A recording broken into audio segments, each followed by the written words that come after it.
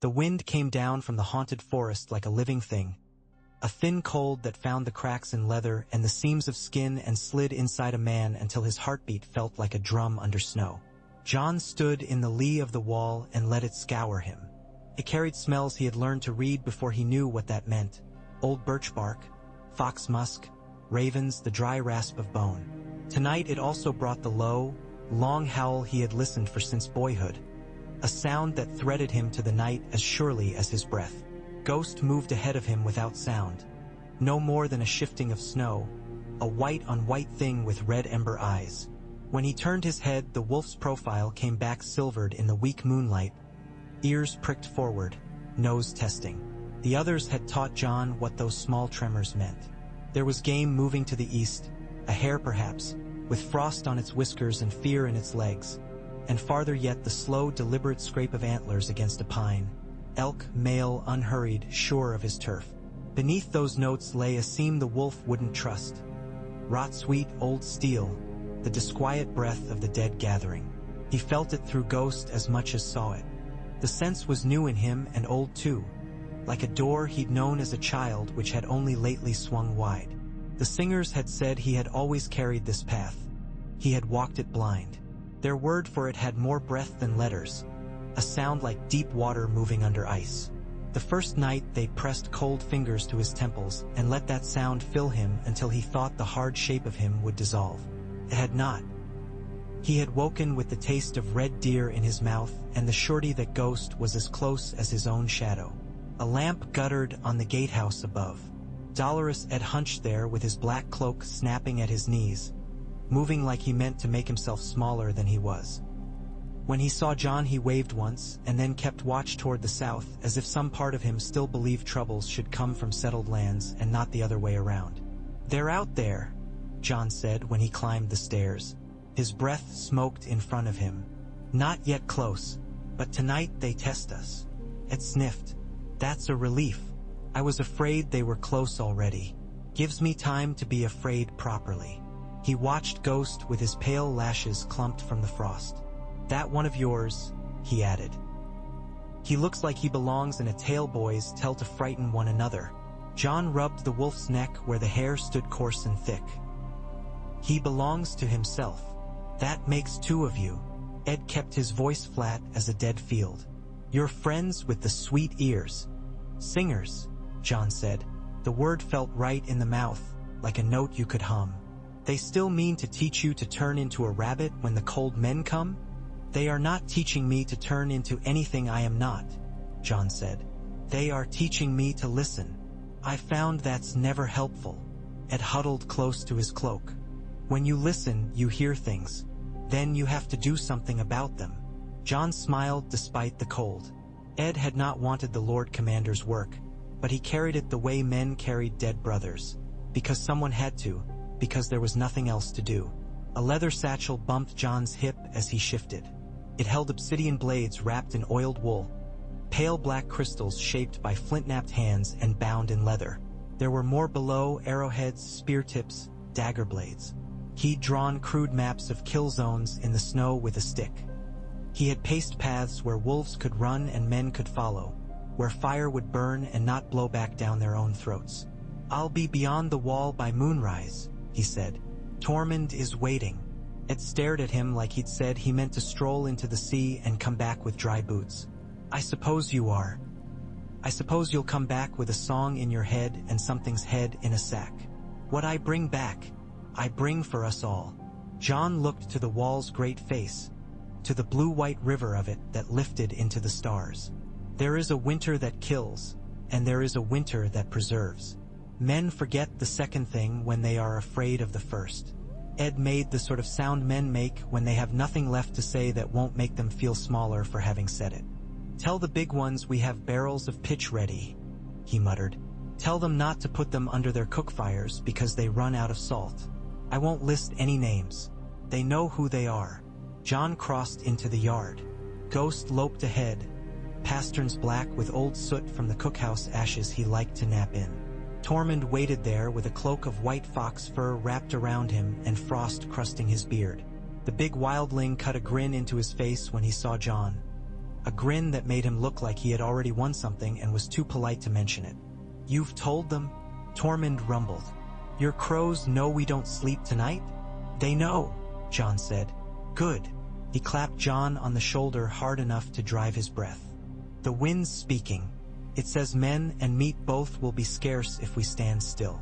They passed under the iron teeth of the gate, through the tunnel cut forever by men with picks and cold, and out into the waste where starlight laid silver on the crusted snow. The night swallowed the sound of the gate behind them. Ghost ran before, his tail a white flag until the mask of the dark took that too.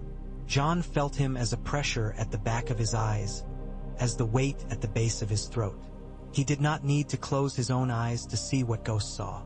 He had learned to turn the world sideways, to take an image floating in him and let it sharpen until it was a thing to stand on. The first time he had done it while he walked, Leaf had smiled with her old child's mouth and said something in that gurgle water tongue. Then softly, "We have never had a man who kept his feet. When he left his own skin. He is the wolf who learned to run on 2 legs." She had looked past him. "We had hoped for this when the Firecaller came to you. We were greedy then. This is better." Melisandre did not call herself by any other name, and her eyes had not been kind when the singers came to Jon's bedside with roots and paste and cold songs. She had spoken of old kings, of blades and light, and in the window the snow fell in a slow hush, and then Ghost had slipped from his pallet and laid his head on Jon's chest, and Jon had felt a door open somewhere beneath his heart. He had left the bed without moving. He had gone with Ghost into the dark. Now he did it again, but not wholly. He let his sight turn slippery and drifted into Ghost's gaze until it lapped at his knees. The forest changed shape when you saw it with a wolf's eyes. The snow became an archive. Every trail wrote its story with pressure and heat and hair. The wind did not come from everywhere at once, but from a place and with a purpose, and cold itself had flavors. There were stories of men in old times who had become lost in these seeing, left their bodies to grow thin and wither while their minds ran the forest forever. Ghost would not have that. He would bite Jon if he tried. They reached the old ring of stones where the snow lay thinner and the sky had a bit more stars. Tormund took off his glove, pried one bare hand into the frost, and came up holding something wrapped in gut. He unwrapped it with his teeth. "Will it be enough?" Tormund asked. The thing in his hand was a knife on a leather thong, the blade an obsidian shard set into staghorn with resin that smelled like pine. "It's what we have," Jon said. "It was enough for Sam." Tormund said, the sound complicated. "The boy with the quill." He held the knife to the starlight. It drank the light and gave none back. "We have other help tonight that no one here has marched with before." He kept his eyes on the knife and kept his voice easy, as if he were speaking of ale. "You are certain you can ask it to move?" "I am certain I can ask." Jon took the thong and looped it over his wrist. "They will do what they will." "They?" Tormund said. "How many are they?" "As many as the woods will give," Jon said, and lifted his head to listen. The singers could call ravens with small bones and old whistles. They had showed Jon how to open his throat and make a sound that was not for men. He had practiced until his chest hurt and he could taste copper. Yet in the end, the sound which mattered most was not that note. Not any note at all. It was the shape of a promise. He had gone to his knees with his palm on the cold roots of a weirwood and had told the wood about hunger and about the dead that walked with a hunger that was wrong, a hunger from another world. He had said aloud that there is a hunger that belongs to the living, with breath, with heat, with cubs and seasons and an edge between now and not. He had said he would lay meat under the trees, good meat, not poisoned. He would carry wood where the wind chewed the drifts away. He had spoken as if the snow itself had ears. This was the other way. He drew breath until the cold bit him hard, and then, without looking at Ghost, he unseated himself just enough and sent the shape of that old promise out. Sent it into Ghost's mind and let Ghost carry it on that bright ribbon of attention which runs between a wolf and any other wolf who cares to listen. Felt like dropping a stone into a well. For a moment there was only the falling, the dark. Then the stone struck a surface that was not water and the world rang with it. The sound went out. It traveled in ways that did not ask permission of distance. It hit old bones buried in dry ground and rattled them. Found ears. In the snow, in the hills, beyond the line of men and past the old casts where mammoths had rubbed, the wolves turned their heads toward the mountain. Ghost shivered. It was like walking and rowing at once, like doing two things you had always known how to do if only someone had told you to do them together. The first white they came across that night had died some time ago. It lay half buried in a snowdrift, with one arm broken off at the elbow and the OT. Her extended up from the drift with its fingers clawed to the roots, as if it had wanted to hold the sky down to the earth. The eyes were blue. The mouth was full of old blood. It turned its head when it heard them, and the broken arm made a wet sawdust sound as it pulled itself from the drift. Tormund speared it clean through and pinned it like a moth. His man with the flint struck sparks into a bundle of pitch-soaked bark, and they set the thing to burning. It screamed until its lungs cooked, and then it made no sound at all. Jon watched without blinking. He had seen the dead before. He had killed one. He had thought that would be armor against what seeing them did to a man who remembered the dead as men. It was not. He let his eyes go cold because their heat would do nothing here. Ghost paced and did not go close to the fire.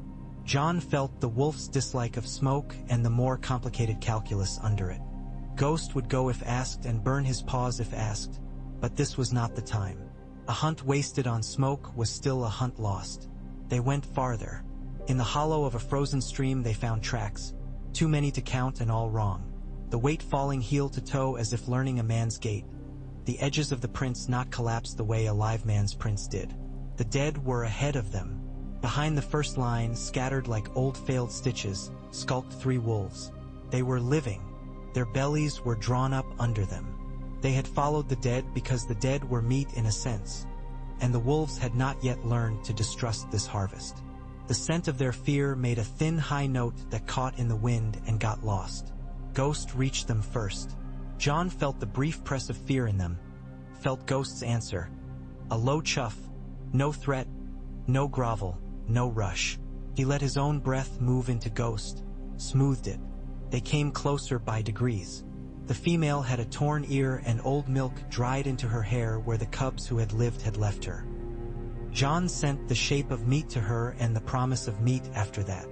She did not understand promises like a man would, but the part that lived in her belly and in the muscles of her jaw felt better. 3, Tormund breathed. Is this all of your storm? Tonight, Jon said. They are the first of it. He did not look at Tormund. He had learned the feel of men's eyes when they changed their minds about you. They followed the dead to a low spread of rocks where the land lifted like a hand. Snow had collected in bars on the windward side and made shapes that could hide a man's shin or break his ankle. The whites had thunked through them without notice, like men with nails driven into all the places that made pain mean something. Ghost rose to the ridgeline and froze, posture flat. Jon tasted iron in his mouth. There was a smell here he had not known away from the fist of the first men. A cold so hard it was a taste, a cold like iron held too long on the tongue. They were there. The others stood in the low among the blown stones, their armor making small chime noises as they turned, coming to a place together as if drawn by thread. Jon counted 6. They were tall. Their hair moved like weeds in a slow stream. Their eyes were not lanterns. They were the fixed stars from long nights where sailors tell lies. He had never seen so many so near. Tormund breathed out through his nose and did not move. His men checked their grips on their spears. The 3 wolves from the stream laid themselves flat and whined, low and unwilling, a sound they could not help. Jon reached back for Longclaw's grip. The leather was stiff from the cold. The wolf's head on the pommel was rough under his mittened fingers. He listened. Every part of him said to flee. Even as he listened to that, another part said hold. He had learned this lesson under roots while the singer's soft, cold voices had threaded through him like a loom. They told him that the forest did not run at the first fell sound, that there were times to lift your head and become your height and your width and to show nothing else. He stood. The others watched him. They had bows in their hands, long pale things that might have been grown and not made. One lifted his arm. Its motion was slow and exact like a thought taking shape. The arrow that flew from that bow made no sound in the air. It would be wrong to call it an arrow. It was a sliver of night with edges. It went past John and made a sound against rock like a goat's bell half a field away. John did not flinch. "Hold," he said to his alarmed body. He put no word to the men. Every sound was a kind of loss now.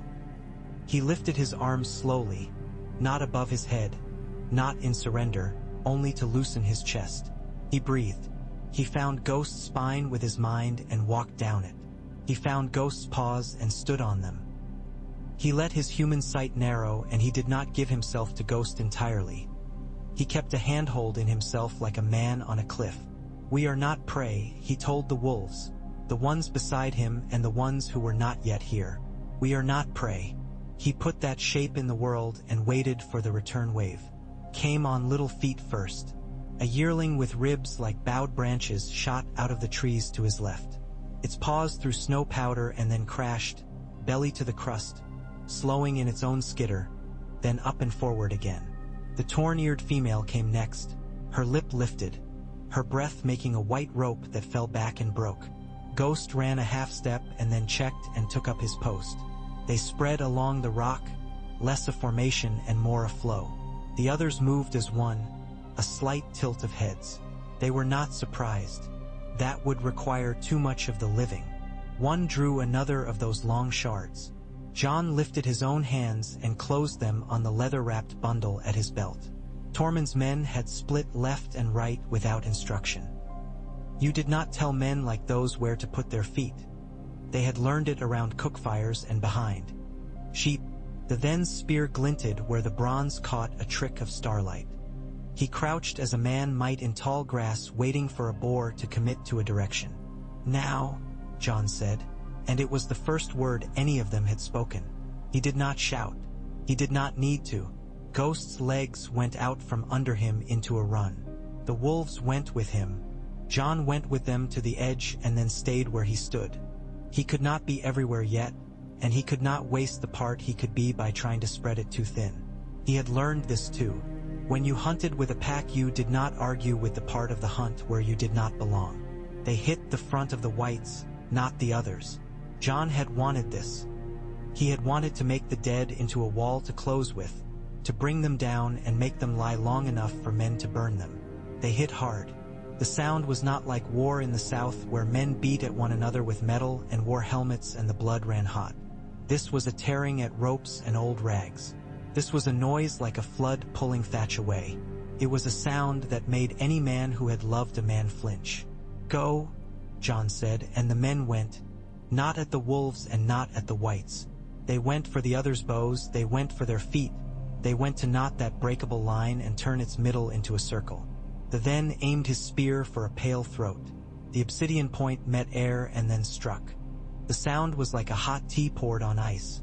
The other folded, not like a man, but like a boned fish. It shattered and fell in a drift of fine shards that hissed as if they were sighing.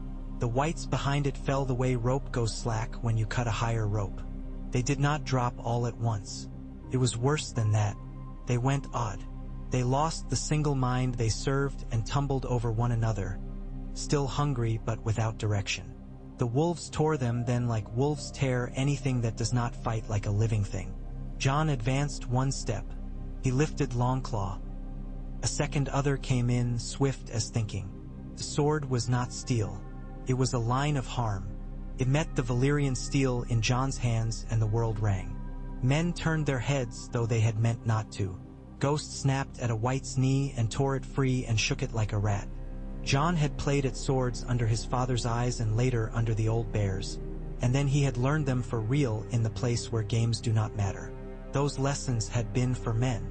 You could use them here and some part of them would matter. He let his legs be his truth. He kept the blade moving like something a river would like to carry. The other's sword did not aim for him.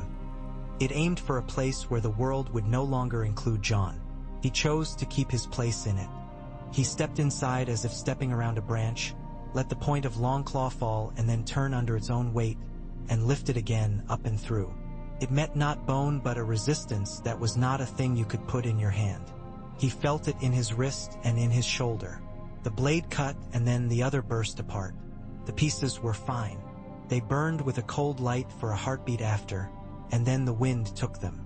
The killing of one did not frighten the others because they did not write fear on their faces and they did not read it there. 3 closed together and moved as if one mind moved them. Tormund royally swore and tripped one of his men by the elbow to keep him from doing something brave. The wolves came off the whites like white water running down off a rock when the river drops. They formed a half-moon by accident, which is another way of saying the old gods intended it. Arrowheads made from obsidian whisper when they fly. Sam had told Jon that once by a lantern in a cold tower, and Jon had thought then that Sam had made the whisper in his own fears. He heard it now. Men posted on a lower shelf of rock let fly, and the black points came in low and slid into pale thighs and white sides and the hollow under an arm where the plates of glass did not cover everything. Each strike set off one of those dry sighing hisses. The others did not leak. They went to pieces like spun sugar that had forgotten it once had any water in it. The third broke from the formation and lifted his sword cleanly for a cut. He had chosen Jon and Jon had chosen him, and in the space between those things the world made a small click. Ghost was there, a white bolt from the side. No craft, no cleverness. He slammed into that glittering thing as you'd slam into a door you needed through. He did not harm it. The sword turned and cut, and hair lifted in the air like snow, not blood. Ghost rolled. Jon cut. His wrist sang with iron. The other fell, and in its falling a new sound came down the wind. It was not the whisper of arrows. It was the sea. It made no sense for the sea to speak here. The sea was miles away. But sound can be about futures as well as maps. The smell came with it, the old iron stink of wet rot and tar. Jon felt a weight in his chest that was not fear. It was a line drawing itself straight from now to next. Back, he said, when the last other hissed itself to broken air. He did not shout. Back to the ring. Tormund puffed, the cold making smoke out of his heat. You run from the dead, Snow? We do not run, Jon said. We choose where to kill. He tilted his head to the ridge. The wolves followed where he looked. They bunched and then unbunched like a chest breathing. The pack holds at the ring. The men burn there. Listen to him, Tormund told his men with a bite. He sounds like he practiced those words. They made back to the stones before the first whites came after them in any number. When they did, they came like a simple thought that had taken too long to form. The dead remember how to walk. They rebuilt themselves from what remained and came on. Some without heads, some without feet, a jerking, unstoppable press. Jon had no pity left to spend. He had chosen where the pity belonged, and it was elsewhere. They lit the pitch slow so it did not blow back. They lit it across the drift in a long curving line threaded with wood and dried brush and old skins stitched to draw. The wolves would not cross it when it burned. Ghost knew the line as if it had been written on his skull. He and the female took the south end, and the male with the big head and the foolish heart settled east. His weight set, his ears forward as if listening to his own courage. The pack grew while they worked. They did not pour in, they accreted, 1 and 1 and 2 and 1, until the rock seemed to gather motion the way a tree in springtime gathers leaves. Small gray shapes with long legs. A heavy-shouldered old male with a chest gone ragged with scars. They made no order beyond what the hunt demands. Jon went to his knees among them and placed his hands palm down in the snow and let the cold go into him until his fingers burned. Then he lifted his head and howled. The sound came out of him without effort. Ghost's voice ran beside it, deeper, aged by another body. The wolves answered the way water answers a moon. The shape of the sound was not a word and made a meaning men could not write. Here, here, with me, with teeth, with breath. Below them the dead pressed. And then the fire lifted a braided line of orange and rolled its heat into the wind. The first whites went into it without knowing what fire was. The smell moved into Jon's bones, pitch and dead hair and long rot waking. He wanted to gag, and there was no reason. He dug his fingers into the snow. He dug them until the nails hurt. The men had arrows left. They spent them on the second wave that had learned and tried to slip around the ends. The wolves went ahead of the arrows like dancers. They did not attack the middle. Only fools feed the middle of a press. They took the outliers down and moved mad things into neatness. They bit ankles and hamstrings and the soft places under arms and then ran back out of reach. Some got caught. Some came away with tattered skin in their mouths that they had to spit before breathing again. John sent the reassurance of his breath wherever it was asked for. It was a strange job and it felt exactly right to him. If anyone had told him years ago that he would sit in winter and hum comfort to wolves with his heart while men killed ice, he might have laughed dull as a boy laughs who has not yet seen himself. The press slowed and then changed texture. It was like watching wet flour turn to bread. There was a direction in the way they moved now. The fire line broke in two places and wide bodies came through, bodies with skins stretched tight over them like drums. These had been men very lately. They still had their hair. They were strong. They dragged others in their wake because the dead learn sometimes. Behind them, halfway down the shallow valley, more pale men coalesced from the wind. The others came. You could taste them on your teeth before you saw their swords. Women used to say men were brave when they did a thing that frightened them. Wolves knew better. Courage was not the feeling. It was the doing even when the feeling thought you foolish. The wolves went down and met the new press. They went low and they went in groups. They were used to cold and to moving in it. They tried the big white's knees and the insides of their thighs and the hints of crotch. Teeth met nothing a living thing would recognize. The big one in the lead kept coming. A small gray female found the back of his heel and hung there, jerking, until he stumbled. Then they all hit him. He did not shout or bleed, but he fell and kicked and smashed. And when he got up again, he did it without a foot. Tormund's bellow cut across that like a horn. He went into the big ones with his axe and unhandsome joy. A maester might later say it was a strategy to keep men from thinking at the wrong time. Tormund would say he liked the work. Left? John said to a man named Rig who had one ear and a gentler laugh than he would admit. Rig moved left and took the head off a white with a long waist that had kept its belt on. The others slid nearer along the snow like ice in a current. John watched them as men watch the place where lightning holds. More wolves came. He did not have to count to know it. He felt the pack thicken until it had muscle. He looked once over his shoulder and saw a line moving along the ridge, thin and dark and long. It was not only in the haunted wood he had been heard. The wolves of the Wolfswood were leaving their quiet and coming north. He would not have believed that possible if he were still the man from last year. He did not need to believe it now. It was happening. There are moments when the world becomes simple. He understood that he had asked and that the answer had been yes. They would come in waves. They would not all be direwolves, though some had that blood. A beast with paws bigger than a man's hands ghosted along the ridge for a heartbeat and then was gone again below. John tried not to put names to that. He had not seen Shaggy Dog. He had not seen Summer. He had not seen Nymeria. But he had seen what the pack could be when it became something larger than hunger. It happened quickly after that, though if you had asked John later, he would have told you it took a fortnight. When the others pressed in so the heat of the fire made sharp music from their glass, John rose and went forward with two of the knives in his hands and Longclaw on his back. The knives were for throwing.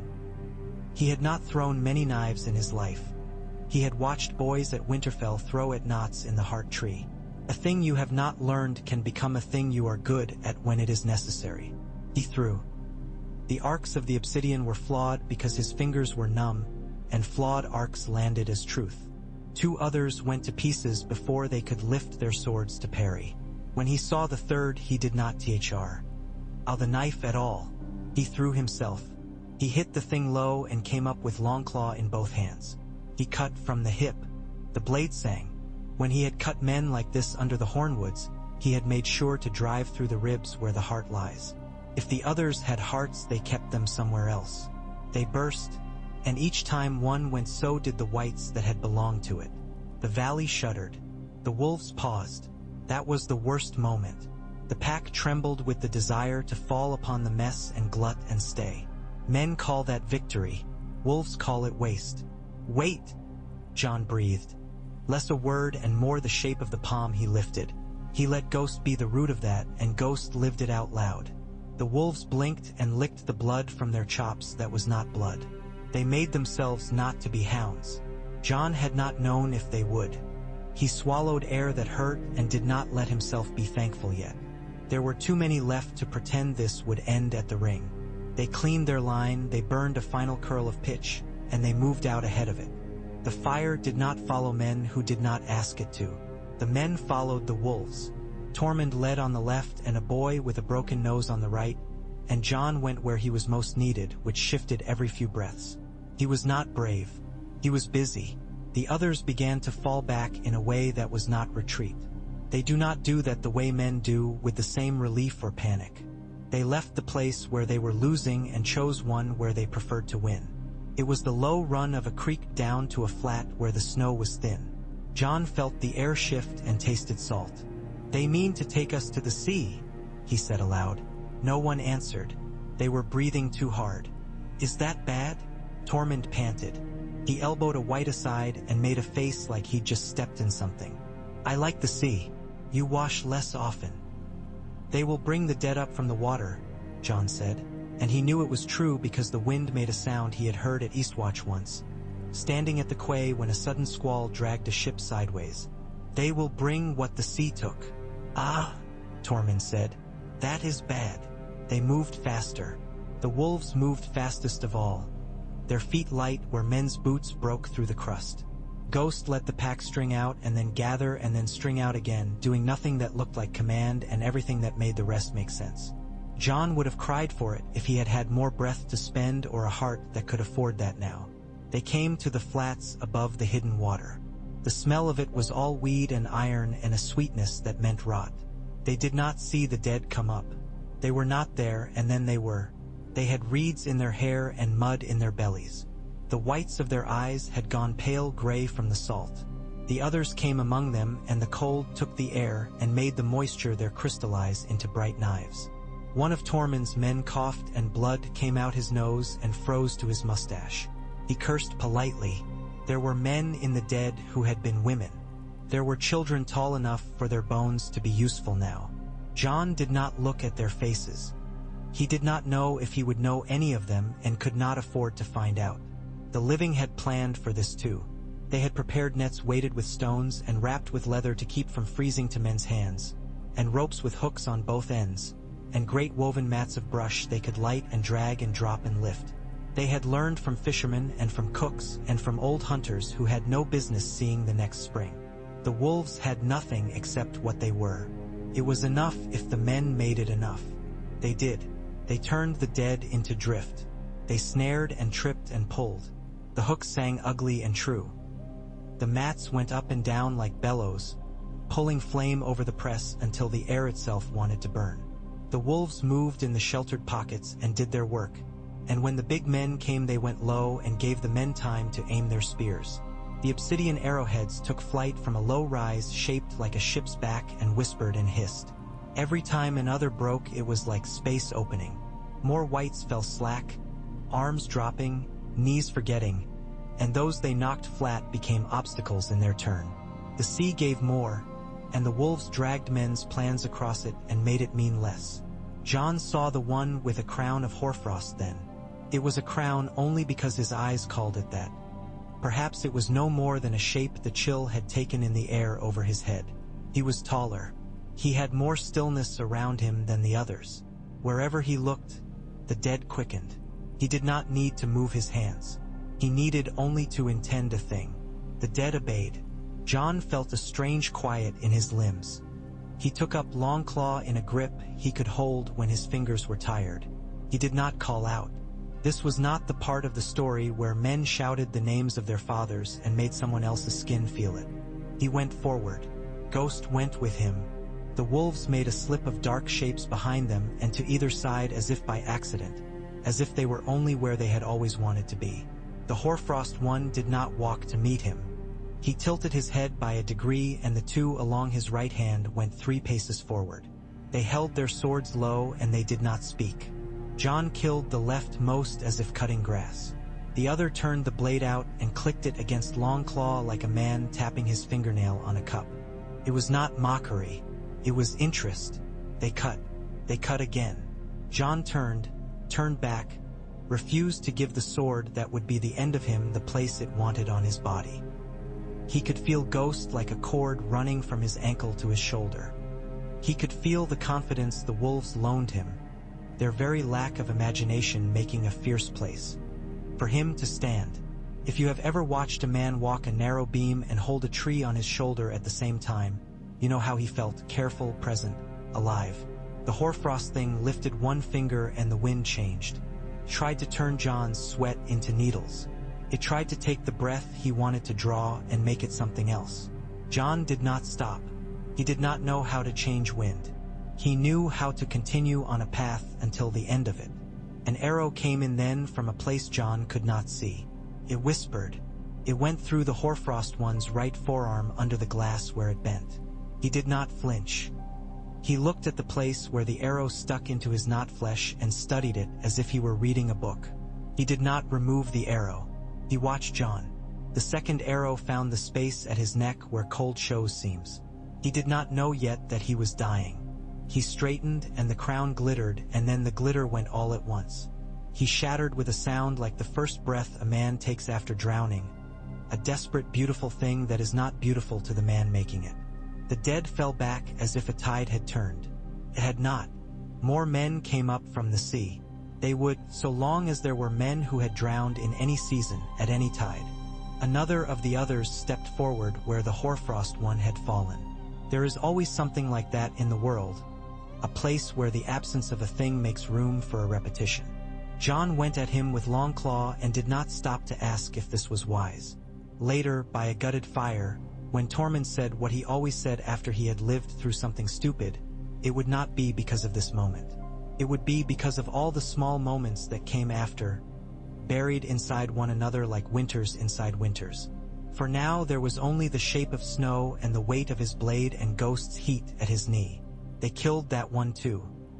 They broke two more with spears and one with a stone thrown by Rig with his remaining ear, who had found that strength was wiser than courage. The wolves held. They held through a long hour when the fire sank and pitch would not catch, when the mats of brush grew heavy and cold and the dead pressed slick and stinking from the water. They held when John's hands cramped and he had to drop a knife and could not find it again because his fingers would not do what they had been trained to do. By dawn the sea had frozen into a thin sheet as far as the eye could go out. It had not been ice at dusk. If you think on this too long you will find your mind skidding. The light came gray and then clean.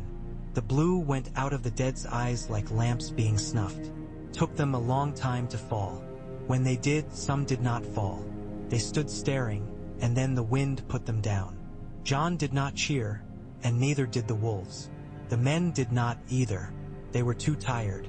Tormund sat down heavily on a course of old driftwood and sighed as if someone had taken a weight from him. "Well," he said, "that happened."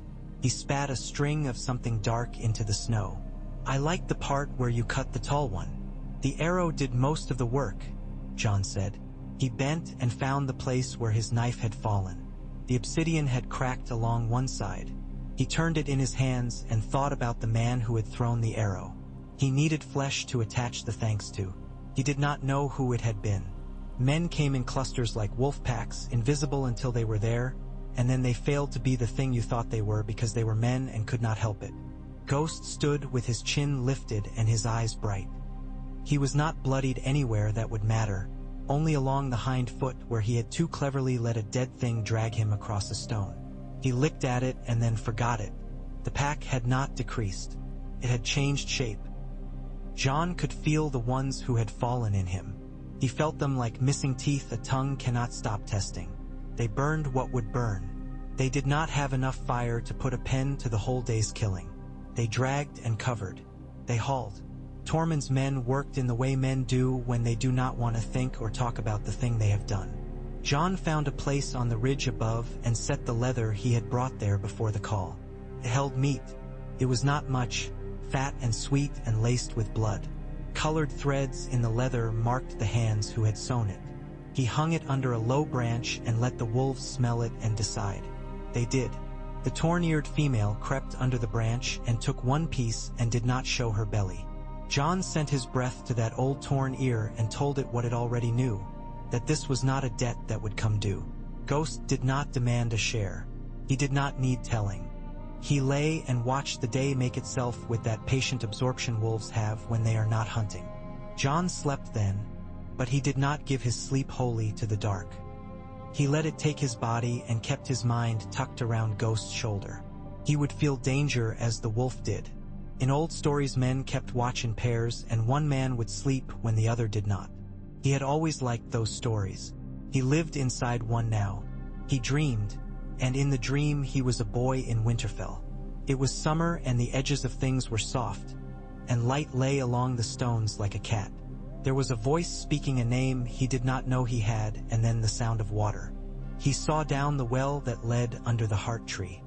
He saw roots thick as a man's waist twined with the bones of him who had given his eyes to the tree. He drew up from that with a sudden breath.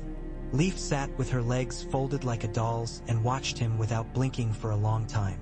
"When you open a door, you do not only change the room you go into," she said. "You change the room you left." "I know," John said. He did not reach for the word she had almost said and had not. Brother. Tonight he had moved with Ghost and with wolves who did not know his name.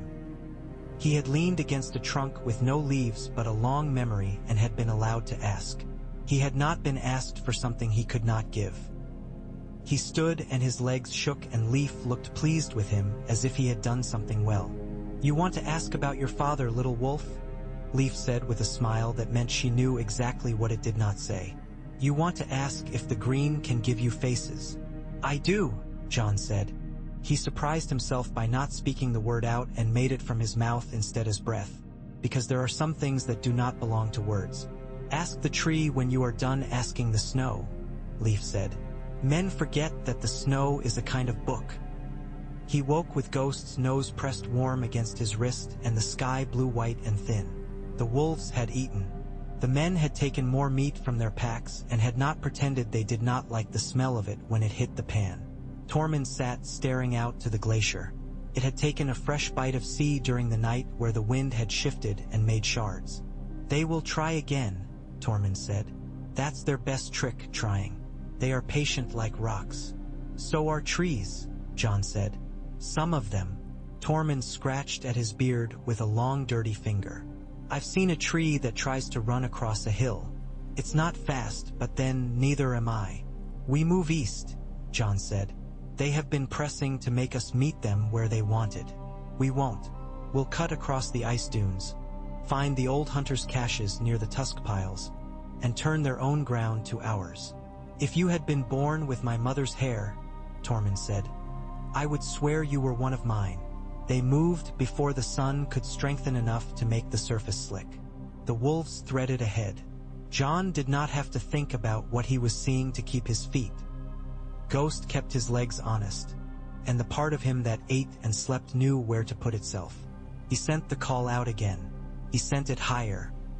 He sent it along the spine of the world and down into the slow root-eaten hollows where things had grown without seeing men, and also towards villages where men had used every part of everything and been obliged to the woods for it. He never quite heard his own voice come back, but the world became more plated. Paths crossed and formed braids. It all belonged now, not to him, to the thing he served. They met 3 small packs coming from the east before noon.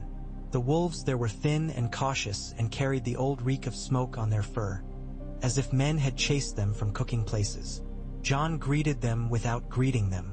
He sent his breath, he sent reassurance. He sent nothing that would frighten a mother. If he had been a fool, he might have told himself he was a king. He did not. Kings wanted what the living could not afford to give them. He wanted teeth in the right places and breath in his lungs and time.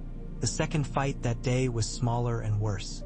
The dead who came wore the furs men wear when they have come inland to trade, and some of them had braids that had been made by careful fingers and then forgotten. The first man they killed among the dead had a knife with a handle carved with a leaping fish. Rigg's fingers found it and held it afterwards, and then he let it go as a man lets go of a bad thought, sharp and quickly. It was dirtier work than the night before because there was less of it, and so there was more time to notice the small things. Ghost took a cut to the shoulder that would not have killed a man.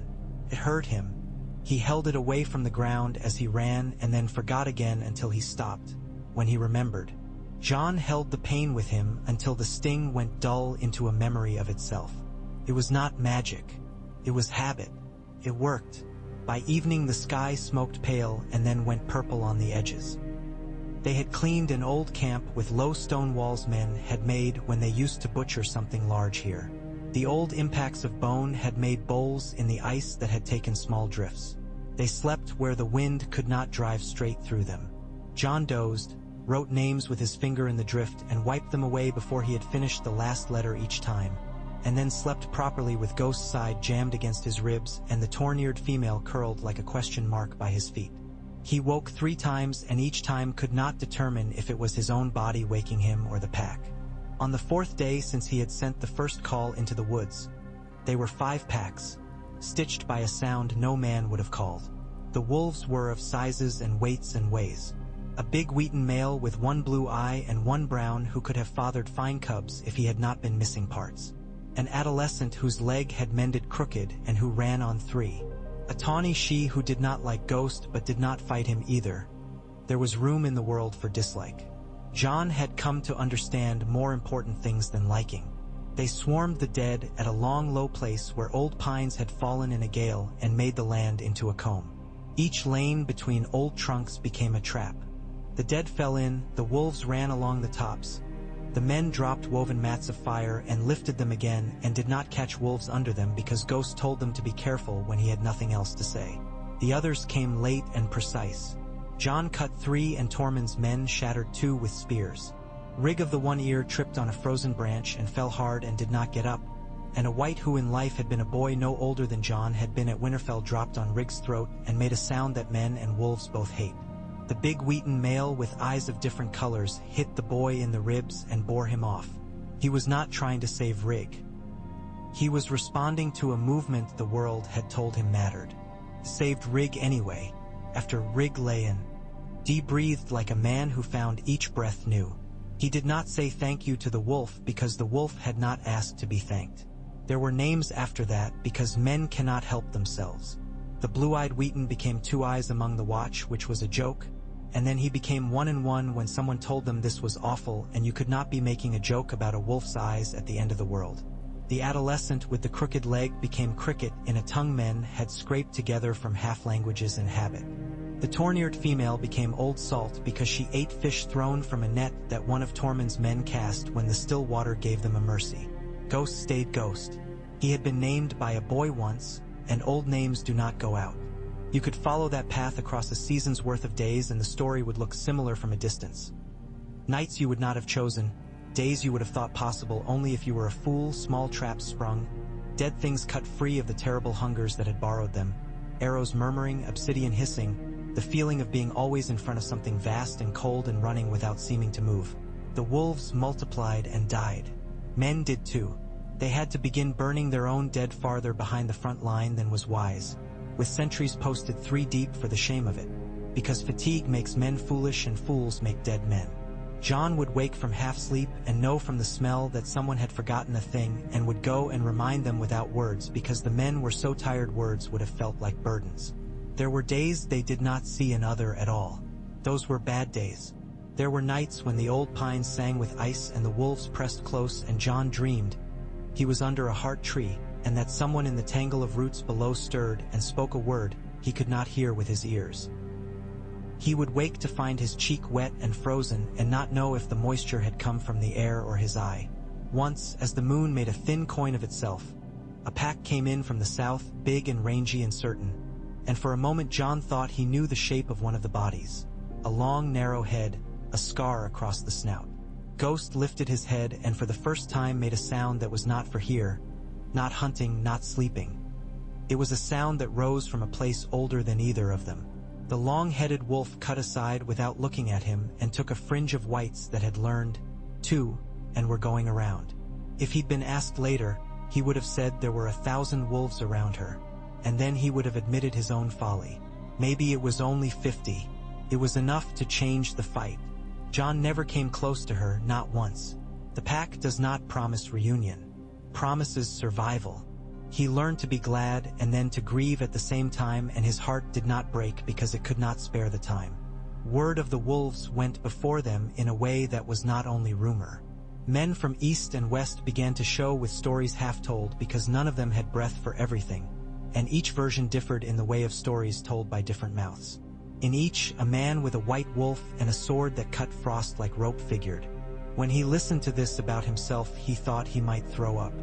Tormund enjoyed it because Tormund enjoyed most things, and because he had lived too long to pretend the world would ever make complete sense.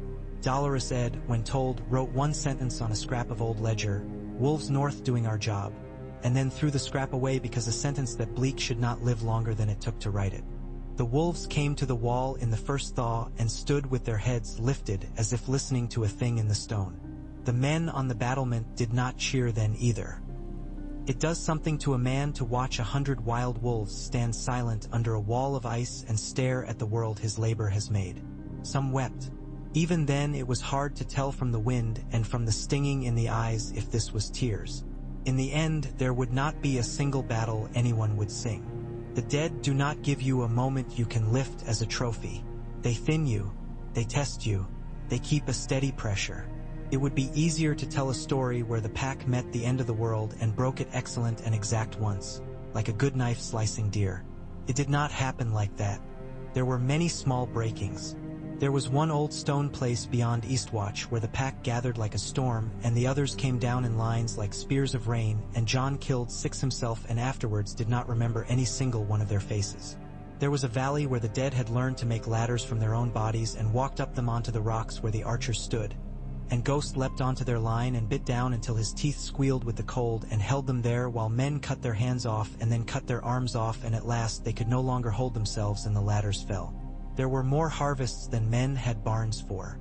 There was a night when the pack circled a white grove where sap had bled from old cuts in the bark and run down in lines like drawings. John touched the tree and did not ask. He did not know if he would like the answer. He set his palm on the face and the wood was not cold. He put his forehead to it. Leaf's voice moved through him, not from the wood and not from his memory but from both. "You are learning a small thing," she said.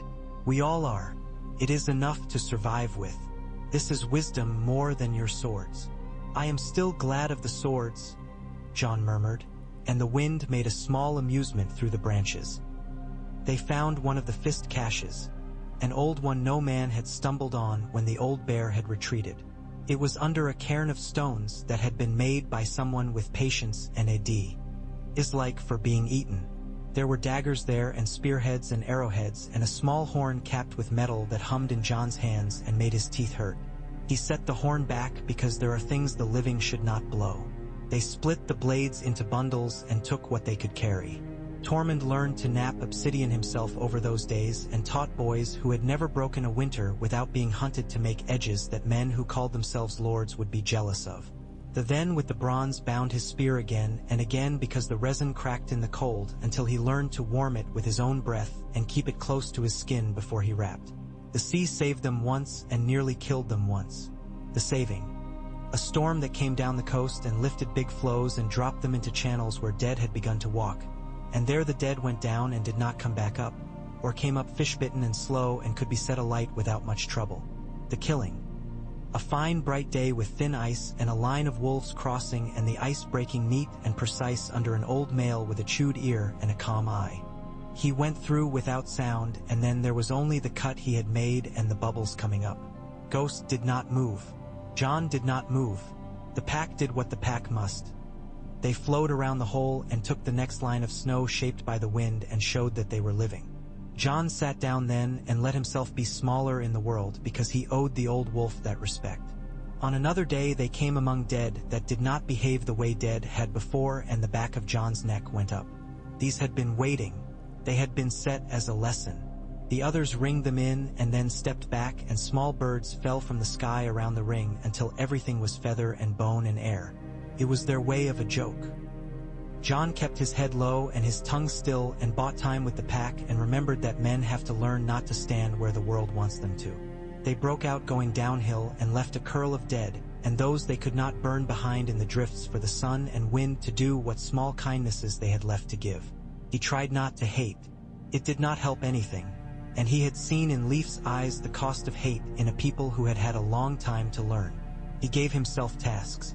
He sharpened obsidian. He taught boys how to twine rope so it would still hold after the fourth thaw and the second freezing. He learned to see the kinds of snow at a glance and to know which would bear a wolf and which would take a man and which would seem to hold and then give and swallow. He did not sing. He had no voice to sing with, but he would lie sometimes with his body flat and his ear pressed to the ground, and he would listen to the old sound under everything, and in those moments his face was not hard and not soft. It was simply itself. You might expect that this would carry him to a reckonable end, and that end would be at the gate of some dark lord. But the others do not give you a door to kick down. In the second thaw after hard winter, as the light came and stayed a little longer each day, the wolves and men drove the dead back in a particular valley, slow, sure, not quite believing and then believing, until the press thinned and the sound one hears when ice cracks in far places went out, and then there was simply the wind again, and it claimed the valley as if it had always owned it. For a long time after, no dead came there. The living stayed. They built meat hooks and drying racks and a kind of wall of brush that would do until men with picks came in summer. They named that place something that meant nothing more than the way the light came sideways there. They were not good at naming. They had no poets left. John went away from that place. He did not stay where he had won. Tormund did for a while.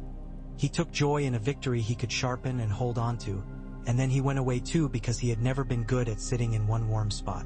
Dolorous Ed went back to the wall and stood staring out at nothing and missed men who had been fools and braver than he had thought and wrote their names down on a piece of old parchment he forgot in his sleeve, and which made the wash a terrible mess next time he was foolish enough to wash.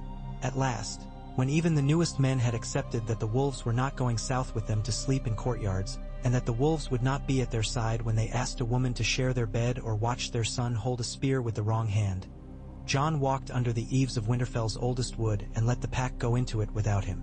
They were not colder than the stone keep. They were living. They had carried living winter with them across the waste and into the teeth of a dark that had wanted to make everything a tidy ledger and call that tidy thing peace. The wolves had called it wrong. They had changed that story. Ghost turned and came back to him. He sat with John in the old drift under the oldest tree. It was not the one in his dream. Dreams are not maps. He set his palm to the bark and felt a warmth there that might have been the sun pooled in it, or might have been something older smiling at him because he had stopped asking for more and returned a thing he had borrowed. He breathed. The breath he drew went up into the branches and down into the roots.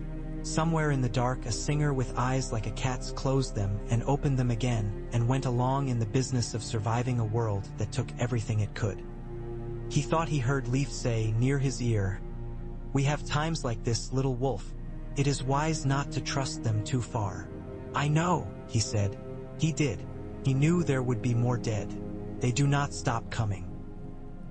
He knew there would be summers in which he would wake sweating and hear the wolves' paws in his sleep, and then wake and hear men's feet instead, and be disappointed and then be relieved.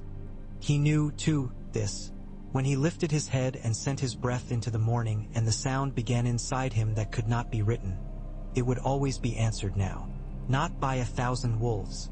Not even by 100 most days. By enough. He would grow old and ghosts would take either him or his strength. He did not know which.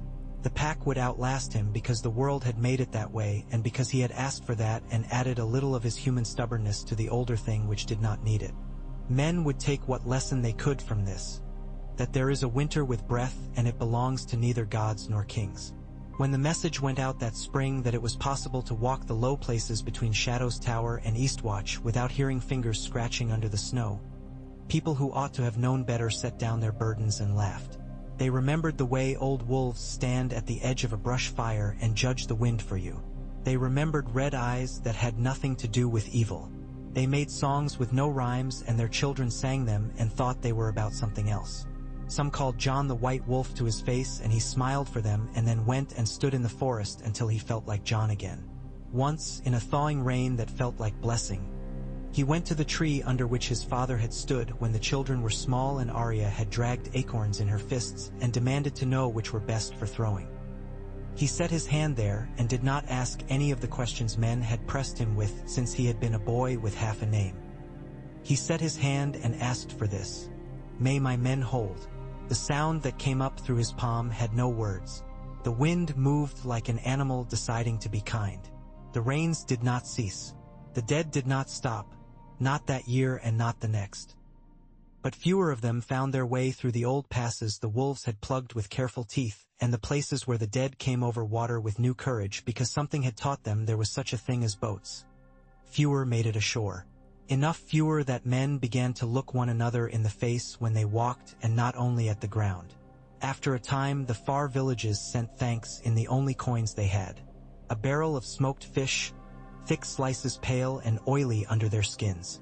A harness for a horse braided with hair from 3 dead brothers. A child's drawing of a white dog with a long red tongue and a man with a sword as long as he was tall.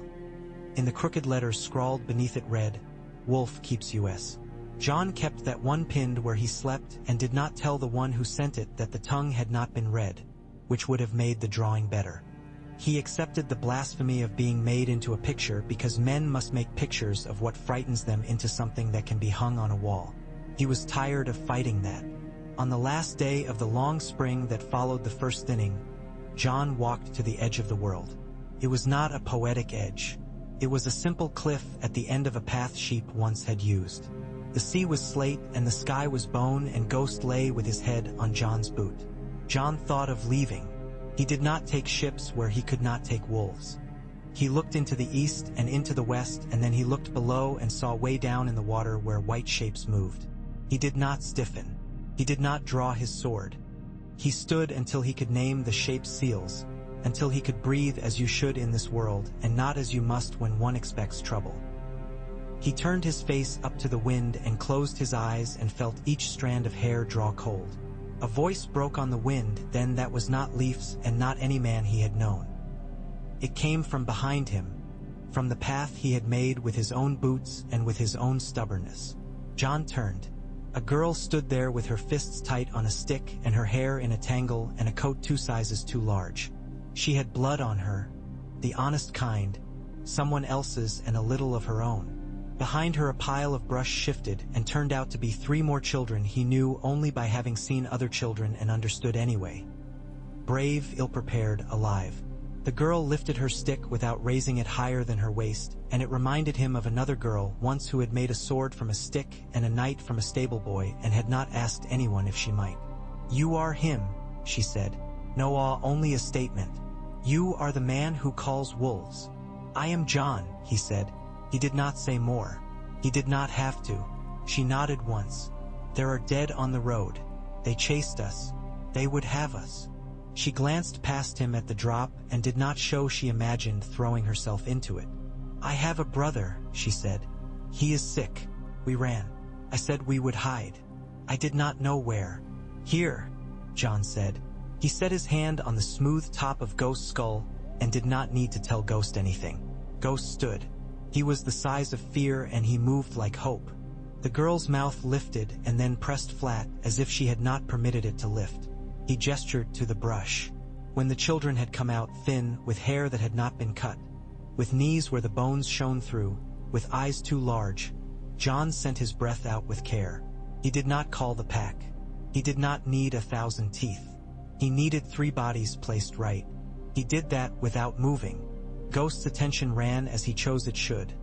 This was a thing they had practiced until it felt like cheating. The torn-eared female, Old Salt, came first, her nose skimming the ground like a bumblebee, and then 2 Eyes who had lost one and would not answer to that name if men had given it him and of course had not. He was canine enough to ignore human jokes. Cricket came last and did not stay long because he had no belly for stillness. That was all right. Stiller things than he see. Old hold the shape of this. When the dead came, dragging their feet and muttering in their dull hunger, the 3 wolves did not rush. They drew the press into the brush line and into a small low ditch men would overlook. They kept them there until men catching up with courage had time to run the lengths of brush out already wrapped and waiting by some boy of the previous day who had been so diligent he had made John curious and then proud. The wolves did not earn the thanks the girl would later try to give them. They did a true and proper thing, and then they yawned because the work was simple and the morning was half over and the sun was small and the air had changed. After, the girl stood with the stick in both hands again, and John could see that she had done with her eyes what he had learned to do. Carved the scene into bread and swallowed it because there was no one else to chew. She looked at Ghost and at John and then at the children who had been other children a long time ago in their minds. "We should go home," she said. She did not need him to tell her where the home was. There are times when you make home simply by moving towards it with your head up. He walked along with them until the path turned from sheep track to human and then stood, so they could look back if they had a mind to. They did not look back. Good. The wolves went on. They would always. In another year or 3, if the world was not unlucky, men would forget to look for their shapes in the snow. They would take the pack for another quiet thing inside winter. That would be right. It is not fitting that men remember too much of their own saving. At night now, when John went out under the wall, which old habit kept him doing even when there was no need, he would sometimes smell a new thing in the wind. Fresh sap. Fox piss. The smoke from a house somewhere far south where someone new was making meat and making a promise to a child at the edge of the bed. He would stand with his hands behind his back like a lord without a lordship and think to himself that he had helped stitch those things together in a small way, and that this was a kind of magic men forget to respect and that wolves never stop expecting. He would lift his head then, not always, only when the scent suited, and send his breath up in that shape, and from the trees there would come an answering thread, thinner now, smaller. Would that be enough? It would. He would go back under the wall, which looked different every day now that he had seen over it in more ways than one. And sometimes, more often, when the moon was low and the old trees made the line between standing and lying a polite fiction, he would feel another presence when he pressed his palm to bark. Not Leaf. Not the man who had given his eyes. Someone else in the tangle who knew how to hold still a long, long time and then move without being seen. John did not ask. Asking names makes things smaller. He would breathe, and he would feel in return a scent that was iron and wintergreen and a trace of summer's dust, and he would smile and think of a big pack in the riverlands where a long-headed wolf carried her own true name with her and shared nothing else. When the next winter came, it found men with better mats and better hooks and more knives and fewer doubts. The wolves were fewer. They were enough. John went out and killed and came back and stood under stone and slept and woke and wrote a line once on old paper about a blade that broke frost because a boy whose handwriting was improving wanted him to, and because the boy would do better for having written it. He laughed a little without sound. Then he went again. He gathered where he must and unlearned where he had to, and remembered always the thing the singers had put in him when they placed their hands to his face. We were not born to outsing the cold. We were born to stand with one another when our breath makes white in the air. Wolves do this without songs. Men need a few notes sometimes. Give them what you can. Let the rest belong to the old woods. He did. He let it. He lived. He went on living. Through war and winter and thaws like lies and pleasures that made him ache with the remembering of things he had not had when he should have, and griefs that bent him and did not break him. He held Ghost's face when the wolf grew old and grizzled, and he cried when Ghost did not see it fit to live through a colder spring and was found under the heart tree asleep and dead. He could have sworn he heard 1,000 wolves lie down at that, but maybe that was a last kindness the forest did for him. He set his palm on Ghost's old ribs and told him what a man tells a brother when he cannot think how to thank him, that the world was better for having his feet have been in it. He burned what should be burned and kept what should be kept. A tuft of white hair and leather. A moment of silence each morning that was for no reason anyone else need learn. Men grew. Children became men and women who had never seen the first march of dead. They kept dogs, some of them white and some of them not. They cut the brush in places they did not need to anymore because their hands had learned the motion. They told stories. They were wrong in the particulars and right in the shape. John grew older, which is to say more himself. He did not forget the call. He did not forget that wolves answered, less often now for him and more often for one another. He did not hold his place like a man refusing to get up from a chair. He stepped aside when the time came and watched a boy stand and call and nearly fall over from the shock of the answering. He put his hand on the boy's shoulder to set it. He did not need to speak. The boy will think you are a god if you speak to him then. It is not good for anyone. When he walked to the cliff, now the seals would lift their heads and blow and blink and then return to the business of being seals. The plants on the cliff face would be where they had been last year, a finger length farther out, because even here the world grows. He would look out and see no dead, and see, in the way behind seeing, how a pack might move if you asked for such a thing again. He would choose not to ask. He knew to save requests and breath both. He knew the winter that kills and the winter that keeps, and that the living winter travels in bodies and in patience, and in the way a man chooses to occupy the place his feet make when they are still. He knew enough. There are tales that begin like this and end at a banquet with a crown being set on someone's head. There was no crown. There was bread. There was ale that had not been watered. There was a night when the snow fell without meaning and was only snow and made no promise and carried no threat and lay on the stair in a new shape in the morning that made John smile like a boy. He walked. He watched. He answered when the wolves asked for him and did not when they did not. When he spoke, it was to say the simplest things men must be told again and again, which is another way of saying the only important things, and they were these: hold, burn, share, choose where you kill, love what you can and what you must. Remember that living winter belongs to no man and to all of us. In memory, though he tried to let it pass like weather, he kept one piece of sound particular and dear.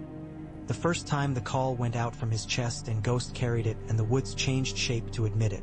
He would keep that to his last day.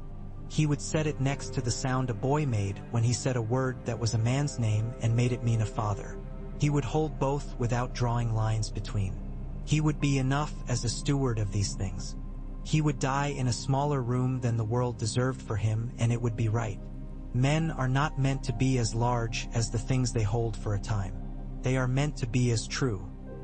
And in the wake of him, in some silent night 15 or 50 years after, when men laughed at the idea that wolves could number like kings, in some low drift under a slant branch, two small wolves would put their noses together and breathe the same breath for a moment, and something very old would move through them, not a song, but a shape, and they would look up and out and rise and run.